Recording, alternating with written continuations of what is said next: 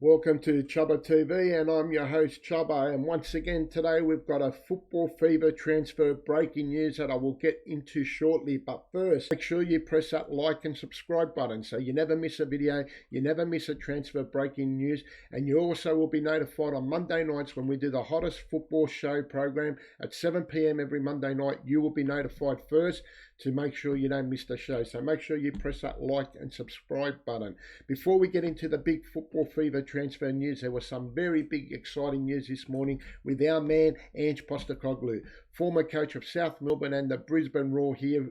He started his career an Australian fantastic coach, the first ever Australian coach now to win a European title and win the Europa League. Is a massive achievement for Australian football and for Ange Postecoglou. So a big congratulations from Chubba TV to Ange Postecoglou and Tottenham Hotspur for winning the Europa League today. It's a wonderful achievement and it's great for Australian football. But let's get on to it. We've got some big exclusive shocks coming from Brisbane Roar and Sydney FC. That's right, big stories coming out of Brisbane Roar and Sydney FC.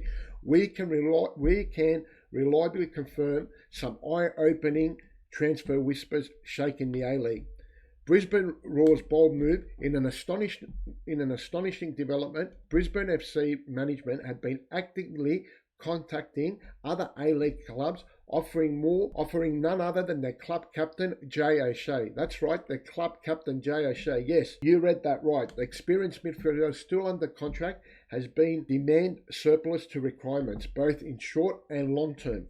Sources suggest the Roar are keen to move O'Shea off their books, initiating contact themselves to spark interest.